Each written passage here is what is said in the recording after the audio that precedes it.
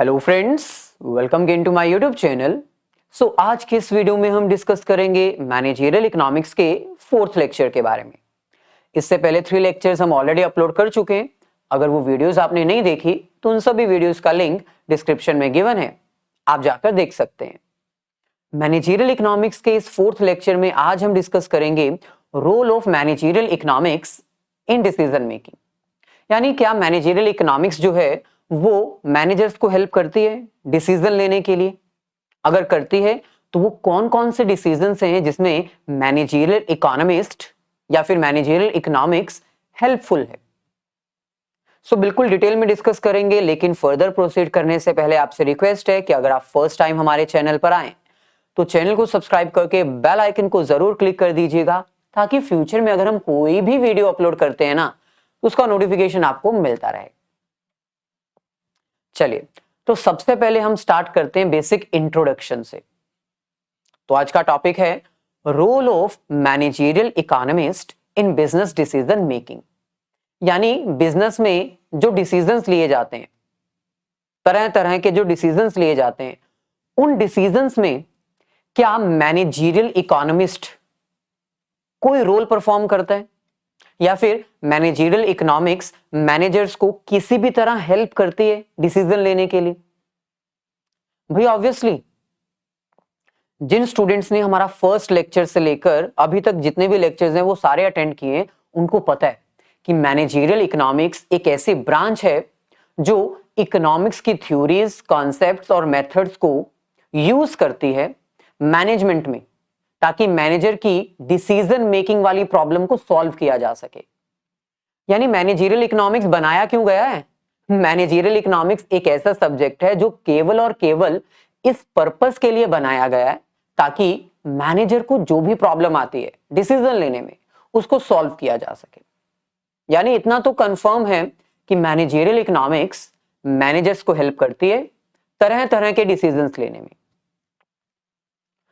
आज हमें वही पता लगाना है कि मैनेजर को कौन कौन से डिसीजंस लेने होते हैं और मैनेजरियल इकोनॉमिक्स किस तरह उन डिसीजंस को लेने में, उन डिसीजंस की प्रॉब्लम को सॉल्व करने में हेल्प करती है।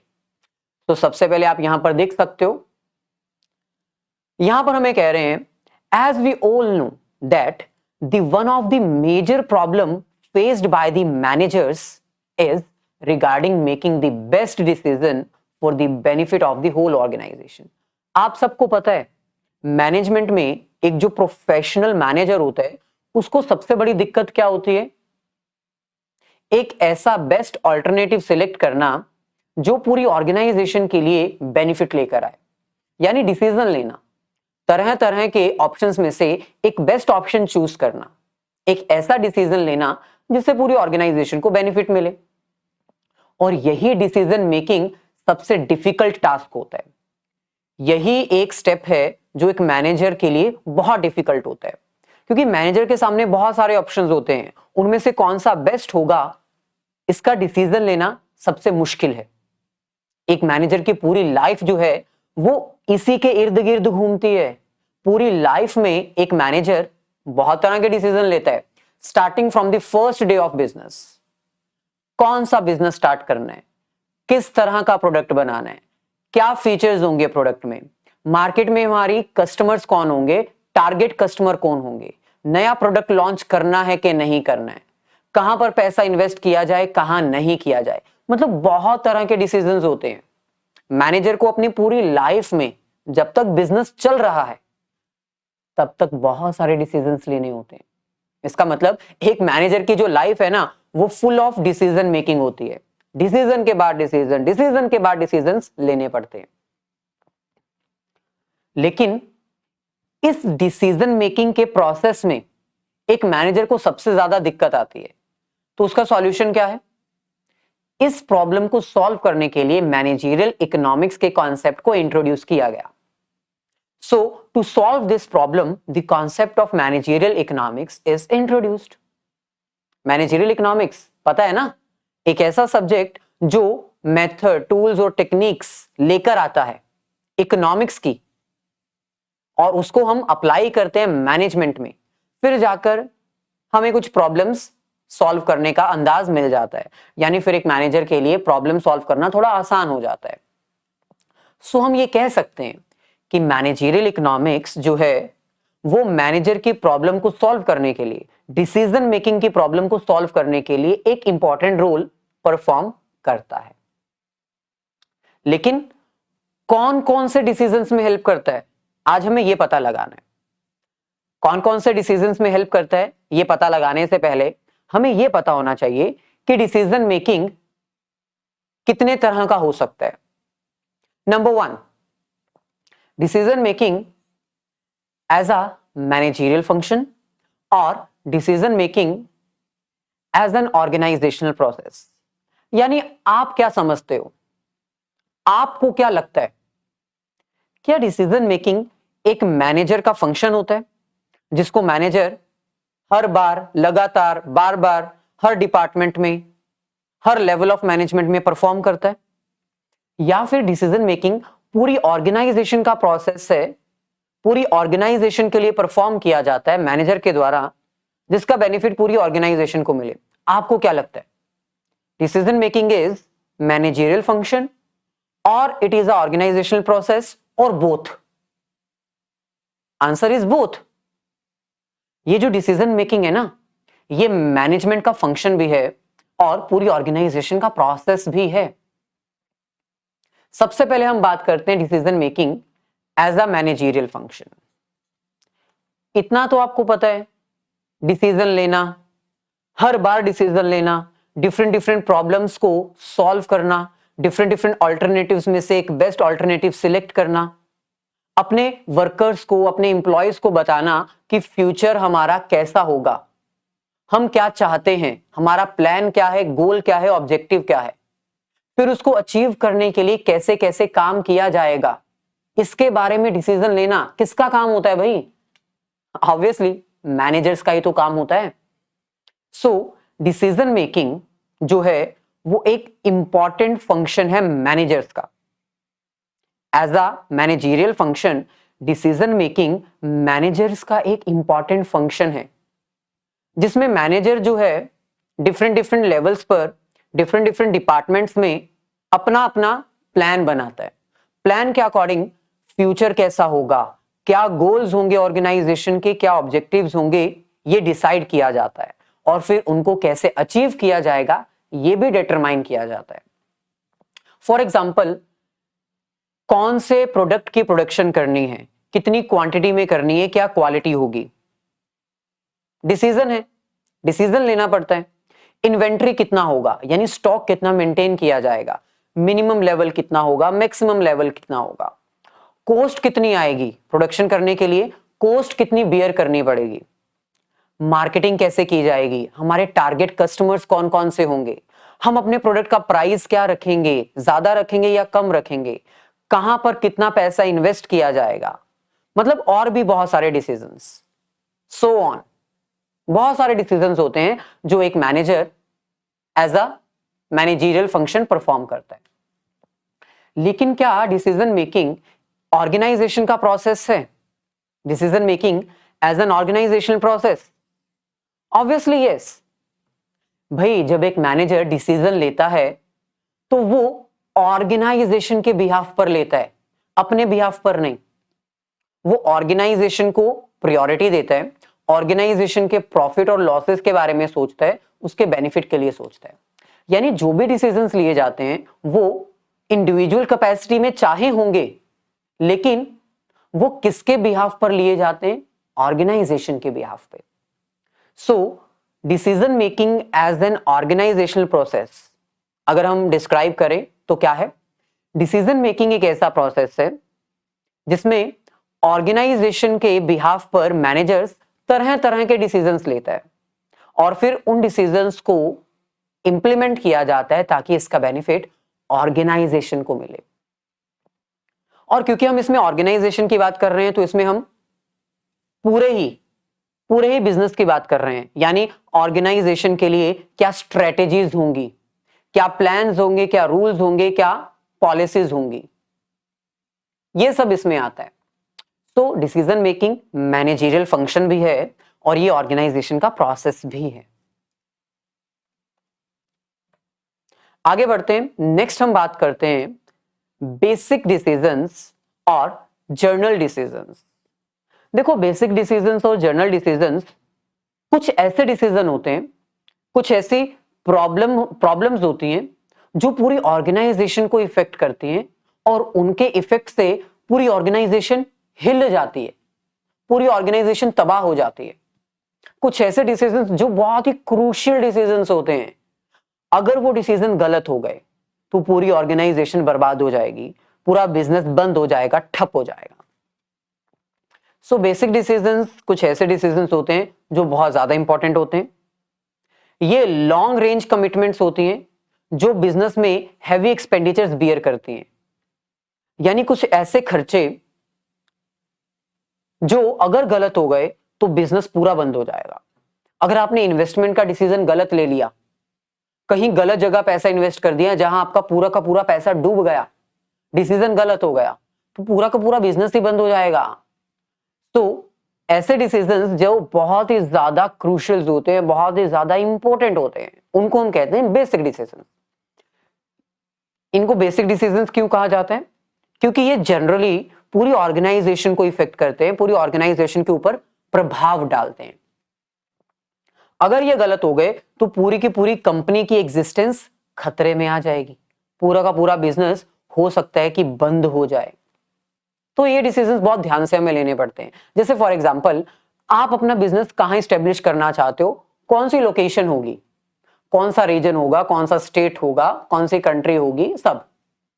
देन कौन सा प्रोडक्ट लाइन आप चूज करना चाहते हो, इलेक्ट्रॉनिक हो सकता है, या फिर और भी बहुत सारे होते हैं, ड्यूरेबल, नॉन ड्यूरेबल, कौन सी प्रोडक्ट लाइन आप चूज करना चाहते हैं। Decisions related to manage the business को मैनेज करना, डे टू डे एक्टिविटीज के ऊपर ध्यान देना, कुछ ऐसी एक्टिविटीज जो बहुत क्रूशियल हैं, ये सब इसके एग्जांपल्स हैं। सो ऐसे डिसीजंस हमें बहुत ध्यान से लेने पड़ते हैं। तो बेसिक कॉन्सेप्ट हमने आपको बता दिया। अब हम आगे बढ़ते हैं और पता लगाते हैं कि मैनेजरियल इकोनॉमिस्ट जो है वो कौन कौन से डिसीजंस में इंपॉर्टेंट रोल परफॉर्म करता है। वीडियो अच्छी लगी है तो लाइक का बटन जरूर क्लिक कर दीजिएगा। Okay, number 1, production decision. आपको इतना तो पता है ना कि प्रोडक्शन एक इकोनॉमिक एक्टिविटी होती है जो हर बिजनेस ऑर्गेनाइजेशन परफॉर्म करती है। अगर कोई बिजनेस ऑर्गेनाइजेशन प्रोडक्शन नहीं कर रही है तो इसका मतलब वो बिजनेस नहीं है, क्योंकि प्रोडक्शन एक्टिविटी अगर नहीं होगी तो वो सेल क्या करेगी, मार्केट में ऑफर क्या करेगी। और जब हम प्रोडक्शन की बात करते हैं तो यहां पर गुड्स और सर्विसेज दोनों इंक्लूड किए जाते हैं। तो इसका मतलब कोई भी बिजनेस हो, छोटा हो, बड़ा हो, लार्ज स्केल पर हो, इंटरनेशनल लेवल पर हो, नेशनल लेवल पर हो या लोकल लेवल पर हो, कोई भी बिजनेस हो, हर बिजनेस में कोई ना कोई प्रोडक्शन एक्टिविटी परफॉर्म की जाती है जिसके थ्रू वो बिजनेस मार्केट में अपनी गुड्स या फिर सर्विसेज ऑफर करता है। Goods for example laptop, computers, tablets, mobile या फिर और भी बहुत सारी आइटम्स है, क्लोथ्स, टी शर्ट्स, शर्ट्स, है ना, ये सब गुड्स की कैटेगरी में आते हैं जिसको हम टच कर सकते हैं। सर्विसेज एक ऐसी प्रोडक्शन एक्टिविटी होती है जो in the form of service provide की जाती है, जो इंटेंजिबल होती है, जिसको टच नहीं किया जा सकता। जैसे डॉक्टर सर्विसेज पेशेंट्स को दी जाती है ना, डॉक्टर्स के द्वारा सर्विसेज क्लाइंट्स को दी जाती है, lawyer services, accountant services, teacher services. तो कोई भी बिजनेस हो वो गुड्स की प्रोडक्शन तो करता है भाई। अगर प्रोडक्शन की जाती है गुड्स की या सर्विसेज की तो उसके रिगार्डिंग डिसीजंस भी तो लेने पड़ते हैं। डिसीजंस क्या लेने पड़ेंगे? डिसीजन ये लेने पड़ेंगे कि हम हमारे रिसोर्सेज को कैसे एलोकेट करें, क्योंकि आपको पता है इकोनॉमिक्स में जो रिसोर्सेज हैं वो स्केयर होते हैं, स्केयर रिसोर्सेज,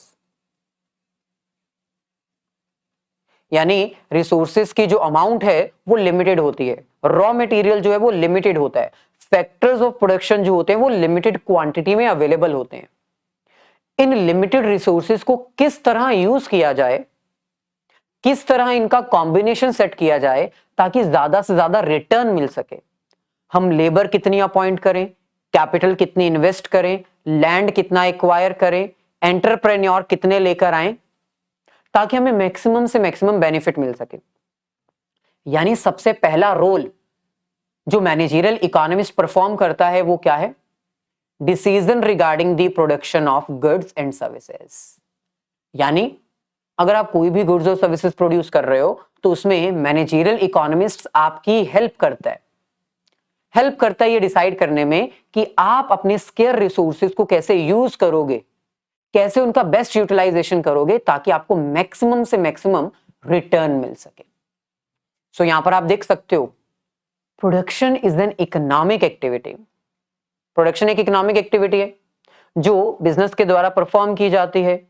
इसमें एक बिजनेस ऑर्गेनाइजेशन गुड्स और सर्विसेज की सप्लाई करता है, उनको मैन्युफैक्चर करता है, क्रिएट करता है ताकि वो मार्केट में उसको सेल कर सके और कंज्यूमर्स की वांट्स को पूरा कर सके। लेकिन प्रोडक्शन में डिसीजंस बहुत सारे लेने पड़ते हैं।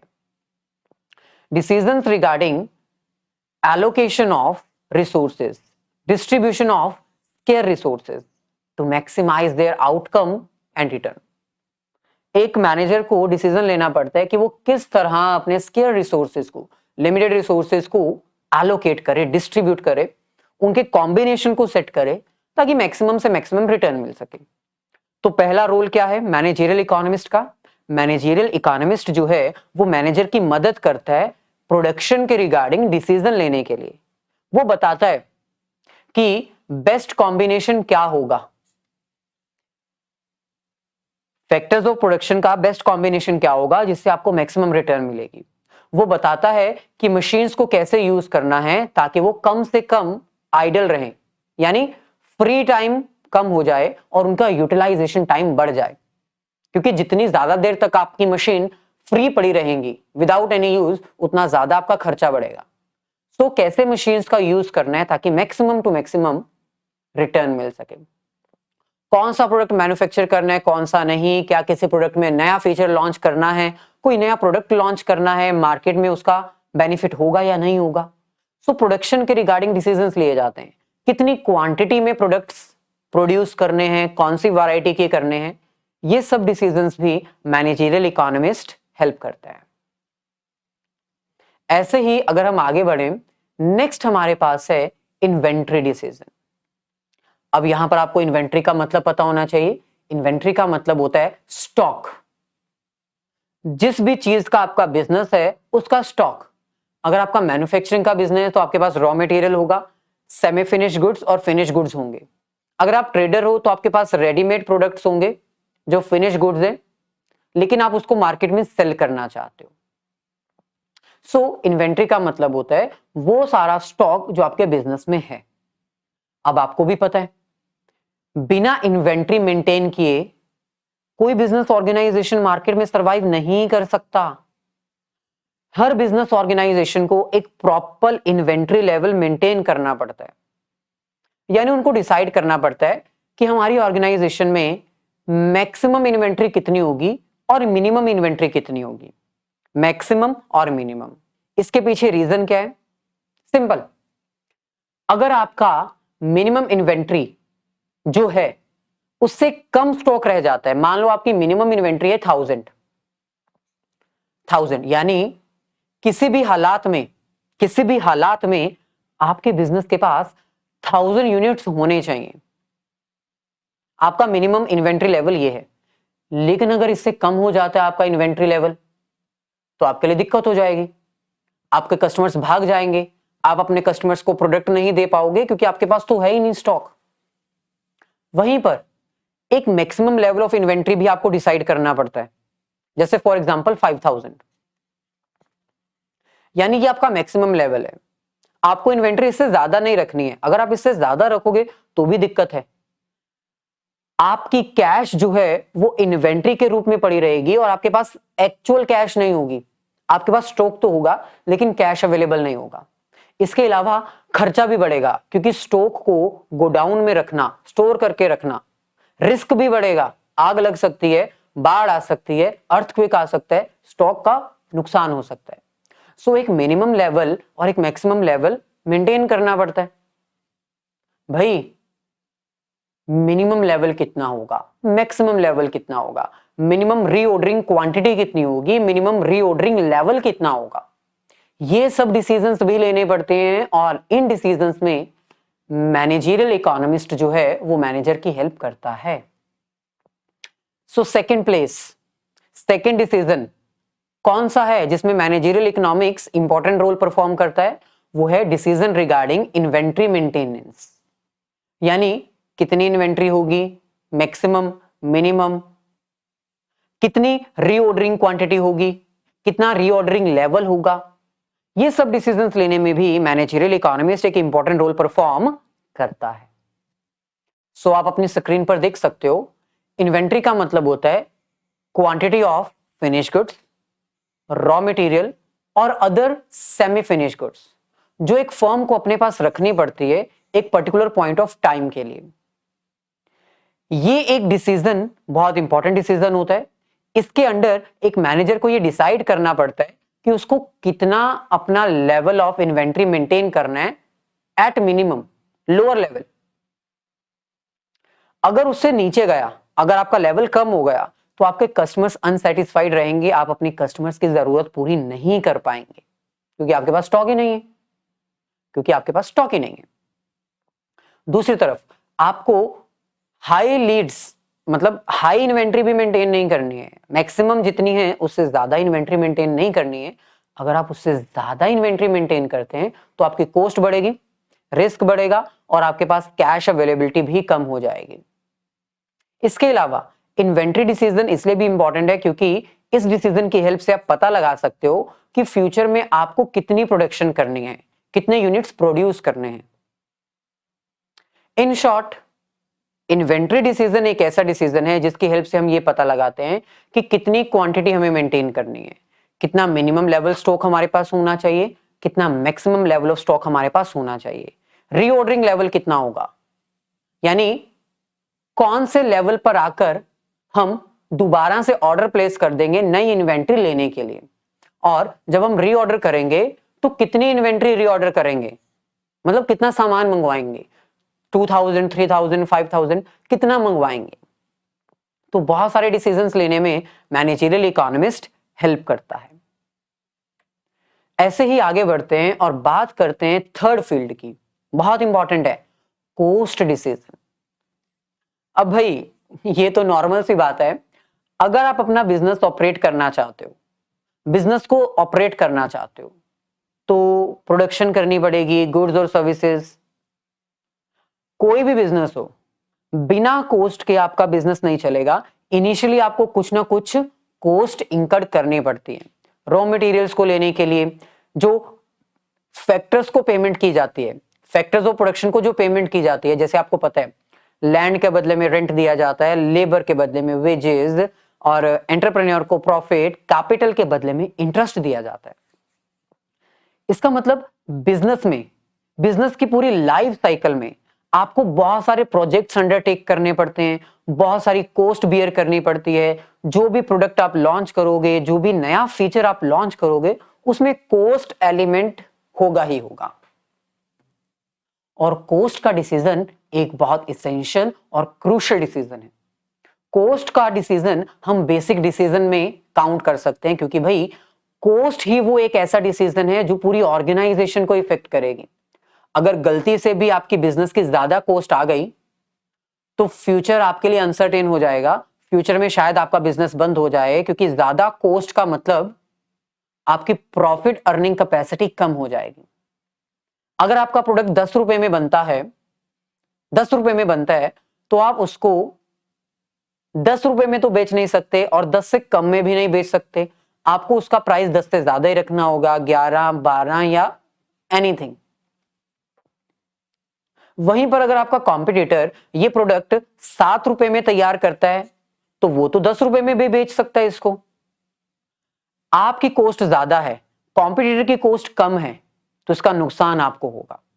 तो इसका मतलब एक मैनेजर को जब भी कोई डिसीजन लेना होता है, कोई नया डिसीजन लेना होता है, कोई नया प्रोजेक्ट लॉन्च करना होता है, कोई नया प्रोडक्ट लाइन लॉन्च करना होता है, तो कॉस्ट के रिगार्डिंग डिसीजन उसको लेना ही पड़ता है।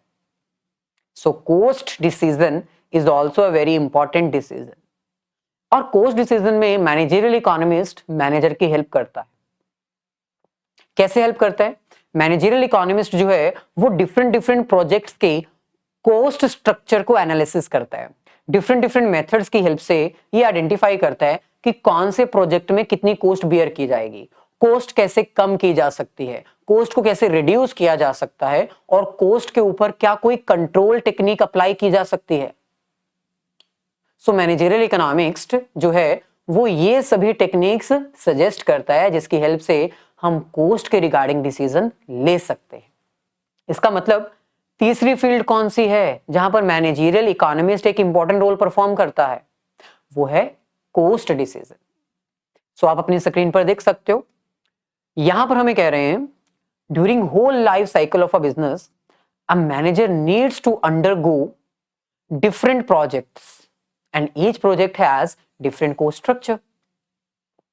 अपनी पूरी लाइफ में एक मैनेजर को बहुत सारे प्रोजेक्ट्स अंडरटेक करने होते हैं। एक मैनेजर जो है वो एक बिजनेस में अगर लगातार काम करता रहे तो वहां पर भी उसको बहुत सारे प्रोजेक्ट्स अंडरटेक करने होते हैं। अगर वो अपनी जॉब चेंज भी करता रहे, कभी ये वाली इंडस्ट्री में, कभी वो वाली इंडस्ट्री में, कभी तीसरी इंडस्ट्री में जाए रहेगा, तो वहां पर भी मैनेजर ना, वहां पर भी उसको बहुत सारे प्रोजेक्ट्स अंडरटेक करने पड़ेंगे। और आपको पता है हर एक प्रोजेक्ट का अपना कोस्ट स्ट्रक्चर होता है, अपना बेनिफिट होता है, अपनी लिमिटेशंस होती हैं। तो इसका मतलब वहां पर एक मैनेजर को डिसीजन लेना ही पड़ेगा, उसको देखना पड़ेगा कि कौन से प्रोजेक्ट को हम सिलेक्ट करें ताकि हमारा कोस्ट एनालिसिस हो सके, कोस्ट को रिड्यूस किया जा सके और ऑर्गेनाइजेशन को बेनिफिट मिल सके। So a manager need to analyse the cost structure, the different projects to make rational decision regarding the selection of best project to invest। कौन से प्रोजेक्ट के ऊपर पैसा इन्वेस्ट किया जाए, इसके लिए कोस्ट को देखना बहुत जरूरी होता है। सो कोस्ट डिसीजन एक क्रूशियल डिसीजन है जिसमें managerial economist important role perform करता है और बताता है कि कोस्ट स्ट्रक्चर को कैसे एनालिसिस करना है, कैसे आप अपनी कोस्ट को रिड्यूस कर सकते हैं, और वो कौन सी टेक्निक्स है जिसके थ्रू कोस्ट को कंट्रोल किया जा सकता है, यानी बढ़ती हुई कोस्ट को कम किया जा सकता है, उसके ऊपर कंट्रोल किया जा सकता है। ऐसे ही आगे बढ़ते हैं और अब हम बात करते हैं मार्केटिंग डिसीजन की। भाई मार्केटिंग तो आपको पता होगा, आप 11th स्टैंडर्ड से करते आ रहे हो। मार्केटिंग का मतलब होता है कंज्यूमर की बेसिक नीड्स को अंडरस्टैंड करने से लेकर प्रोडक्ट को सेल करने के बाद आफ्टर सेल सर्विसेज के बीच में जितनी भी एक्टिविटीज परफॉर्म की जाती हैं वो सब मार्केटिंग में आती हैं। यानी कस्टमर की क्या जरूरत है, कस्टमर को कैसा प्रोडक्ट चाहिए, उस प्रोडक्ट को डेवलप करना, उसके डिजाइन्स को डेवलप करना, अपने कस्टमर्स को टारगेट करना, मार्केट में अपनी पोजीशन लेकर आना, प्रोडक्ट को मार्केट में लॉन्च करना, प्रोडक्ट को लॉन्च करने के बाद उसकी एडवर्टाइजमेंट करना, प्राइसिंग डिसाइड करना, उसको डिस्ट्रीब्यूट करना, आफ्टर सेल सर्विसेज प्रोवाइड करना, ये सब मार्केटिंग का पार्ट है। और मार्केटिंग में तो ये सारे डिसीजंस लेने पड़ते हैं। एक मैनेजर को हर तरह के डिसीजन लेने पड़ते हैं। प्रोडक्ट का प्राइस क्या होगा, हमारे कस्टमर्स कौन से होंगे, हम किनको टारगेट करेंगे, कैसे हम अपनी पोजीशन ऊपर लेकर आ सकते हैं, मार्केटिंग कैसे की जाएगी, एडवर्टाइजमेंट कैसे की जाएगी, ऑफर्स कैसे दिए जाएंगे, आफ्टर सेल सर्विसेज कैसे दी जाएंगी। तो बहुत सारे डिसीजंस लेने होते हैं एक मैनेजर को, और इन डिसीजंस को सॉल्व करने के लिए मैनेजरियल इकोनॉमिक्स यहां पर भी इंपॉर्टेंट रोल परफॉर्म करता है। सो फोर्थ फील्ड कौन सी है जहां पर managerial economist important role perform करता है? वो है मार्केटिंग डिसीजन। एक मैनेजर को जब मार्केटिंग के रिगार्डिंग डिसीजंस लेने पड़ते हैं उसमें मैनेजरियल इकोनॉमिस्ट जो है वो इंपॉर्टेंट रोल परफॉर्म करता है। सो यहां पर आप देख सकते हो marketing of a product involves the various steps. जब हम अपने प्रोडक्ट की मार्केटिंग करना चाहते हैं ना तो उसमें बहुत सारे स्टेप्स होते हैं। Under each step marketing manager needs to make best decision. जितने भी स्टेप्स परफॉर्म किए जाते हैं उन सभी स्टेप्स में मैनेजर को डिसीजंस लेने पड़ते हैं, और डिसीजन लेना सबसे बड़ी प्रॉब्लम होती है। इस प्रॉब्लम को सॉल्व करने के लिए managerial economics important role perform करता है। जो मैनेजरियल इकोनॉमिस्ट है ना वो बताता है कि आपकी टारगेट मार्केट कौन सी होगी, आपके लिए कौन से कस्टमर टारगेट है, यानी old age, adults, teenagers, kids, main versus women.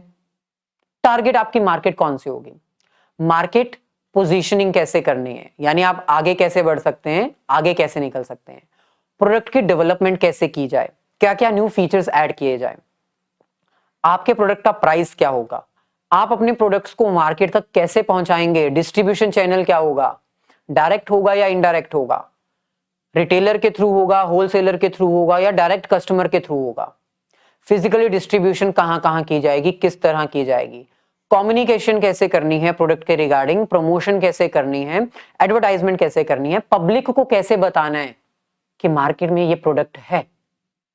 तो ये सारे डिसीजंस मैनेजरियल इकोनॉमिक्स में हेल्पफुल होते हैं। मैनेजरियल इकोनॉमिस्ट जो है वो हेल्प करता है मैनेजर की ये सारे डिसीजंस अंडरटेक करने में। इसके अलावा दो ऐसे डिसीजंस हैं जो मार्केटिंग डिसीजंस के अंडर काउंट होते हैं। पहला सेल्स डिसीजन। एक मैनेजर को डिसाइड करना होता है कि वो कितनी क्वांटिटी कौन से सीजन में मार्केट में सप्लाई करेगा ताकि उसको सबसे ज्यादा बेनिफिट हो सके। आपको पता है ना, हर प्रोडक्ट का एक सीजन होता है जिस सीजन में उस प्रोडक्ट की सबसे ज्यादा मार्केट में डिमांड होती है। सो एक जो मैनेजर है उसको डिसाइड करना पड़ेगा कि वो सीजन कब आएगा जब मैं मार्केट में अपनी प्रोडक्ट की सप्लाई करूंगा, सेल्स डिसीजन। ऐसे ही परचेज डिसीजन। एक मैनेजर को यह भी डिसाइड करना पड़ता है कि प्रोडक्ट्स बनाने के लिए जो मेरे को मटेरियल चाहिए वो मैं कहां से परचेज करूंगा और कब परचेज करूंगा। सो मैनेजरियल इकोनॉमिक्स जो है, मैनेजरियल इकोनॉमिस्ट जो है वो एक मैनेजर की हेल्प करता है ये डिसाइड करने में कि कब, कहां से, कितनी क्वांटिटी में कौन सा प्रोडक्ट परचेज किया जाए ताकि उसको बाद में मार्केट में सेल किया जा सके। So acquiring the resources at the lowest possible prices to maximise profit. कम से कम दाम में रॉ मटेरियल खरीदना ताकि उसको ज्यादा से ज्यादा दाम में बेचा जा सके, ये डिसीजन लेना भी मार्केटिंग डिसीजन में आता है और इसकी हेल्प मैनेजरियल इकोनॉमिक्स के द्वारा की जाती है। ऐसे ही next very very very important decision हमारे पास है इन्वेस्टमेंट डिसीजन। अब भाई आपको तो पता है हर बिजनेस, किसी भी बिजनेस की बात कर लो, चाहे वो स्मॉल बिजनेस है, लार्ज बिजनेस है, नेशनल या इंटरनेशनल बिजनेस है, हर बिजनेस को इन्वेस्टमेंट का डिसीजन बहुत ही ध्यान से लेना पड़ता है। एक बिजनेस के पास बहुत सारे ऑल्टरनेटिव्स होते हैं। आप अपना बिजनेस स्टार्ट करना चाहते हो, आपके पास बहुत सारे ऑल्टरनेटिव्स हैं। आप मैन्युफैक्चरिंग बिजनेस स्टार्ट कर सकते हो, ट्रेडिंग बिजनेस स्टार्ट कर सकते हो, गुड्स में स्टार्ट कर सकते हो, सर्विसेज में स्टार्ट कर सकते हो। फिर उसमें बहुत सारी फील्ड्स आपके पास हैं, बहुत सारे आपके पास ऑप्शंस हैं। लेकिन आपके लिए कौन सा प्रोजेक्ट बेस्ट होगा इसका डिसीजन लेना बहुत क्रूशियल है। सो एक मैनेजर जब ये डिसाइड करता है कि उसके लिए कौन सा प्रोजेक्ट बेस्ट होगा, तो ये एक बहुत क्रूशियल डिसीजन होता है। और इस डिसीजन को सॉल्व करने के लिए भी मैनेजरियल इकोनॉमिक्स ही यूज होती है, मैनेजरियल इकोनॉमिक्स ही हेल्पफुल होती है। सो इन्वेस्टमेंट के रिगार्डिंग जो भी डिसीजंस लिए जाते हैं ना, उसमें मैनेजरियल इकोनॉमिक्स एक इंपॉर्टेंट रोल परफॉर्म करती है। कैसे? जो मैनेजरियल इकोनॉमिस्ट होता है ना, वो कॉस्ट और बेनिफिट एनालिसिस की टेक्निक की हेल्प से ये पता लगाता है कि किस प्रोजेक्ट में कितना खर्चा आएगा और किस प्रोजेक्ट में खर्चा करने से कितना रिटर्न आएगा। फॉर एग्जाम्पल, मान लो आपके पास दो प्रोजेक्ट हैं, ए और बी। तो मैनेजरियल इकोनॉमिक्स क्या करेगा? डिफरेंट डिफरेंट टेक्निक्स अप्लाई करके पता लगाएगा कि इस प्रोजेक्ट में हमारा खर्चा कितना होगा, यानी हमें कितना पैसा इन्वेस्ट करना पड़ेगा, और फिर रिटर्न कितना आएगा, यानी बेनिफिट कितना होगा। सिमिलरली प्रोजेक्ट बी में भी कॉस्ट और बेनिफिट एनालिसिस किया जाएगा और पता लगाया जाएगा मैनेजरियल इकोनॉमिस्ट के द्वारा कि प्रोजेक्ट बी में कितनी कॉस्ट आएगी और कितना बेनिफिट मिलेगा। यानी इन्वेस्टमेंट के रिगार्डिंग डिसीजन लेना एक मैनेजर के लिए बहुत इंपॉर्टेंट डिसीजन होता है, बहुत क्रूशियल होता है। अगर आपने ये डिसीजन गलत ले लिया तो सारा पैसा डूब जाएगा। और investment decision non reversible decision होता है, जो एक बार अगर ले लिया तो ले लिया, वापस रिवर्स नहीं कर सकते उसको। सो मैनेजरियल इकोनॉमिस्ट कॉस्ट बेनिफिट की टेक्निक की हेल्प से कौन से प्रोजेक्ट के ऊपर पैसा इन्वेस्ट किया जाए ये बताने में मदद करता है। सिंपल है, जिस प्रोजेक्ट में कॉस्ट कम आएगी और बेनिफिट ज्यादा होगा उसी के ऊपर पैसा इन्वेस्ट किया जाएगा, हेंस डिसीजन ले लिया जाएगा। सो यहां पर आप देख सकते हो जो फिफ्थ फील्ड है मैनेजरियल इकोनॉमिस्ट की वो है इन्वेस्टमेंट डिसीजन। यानी मैनेजरियल इकोनॉमिस्ट जो है वो एक इंपॉर्टेंट रोल परफॉर्म करता है इन्वेस्टमेंट के रिगार्डिंग डिसीजन लेने के लिए। तो यहां पर आप देख सकते हो investment decision is related to the analysing the cost and benefit of the different projects. यानी डिफरेंट डिफरेंट प्रोजेक्ट्स के क्या बेनिफिट्स हैं, क्या लॉसेस हैं, कितना पैसा इन्वेस्ट करने पर कितना रिटर्न आएगा, ये सब डिसीजंस हमें लेने होते हैं। हमें डिसाइड करना होता है कि हम कौन से प्रोजेक्ट के ऊपर कितना पैसा इन्वेस्ट करें ताकि हम मिनिमम टाइम में, मिनिमम कॉस्ट में मैक्सिमम रिटर्न अरेंज कर सकें, कम से कम समय में कम से कम कॉस्ट में ज्यादा से ज्यादा रिटर्न रेज कर सकें। तो इन्वेस्टमेंट डिसीजन एक बहुत इंपॉर्टेंट डिसीजन है जिसमें मैनेजर को डिसाइड करना पड़ता है कि कितनी अमाउंट इन्वेस्ट की जाएगी, जो अमाउंट इन्वेस्ट करनी है वो अमाउंट आएगी कहां से। मान लो आपने 10 लाख रुपए इन्वेस्ट करने हैं लेकिन वो 10 लाख आएंगे कहां से, ये भी डिसीजन लेना पड़ता है।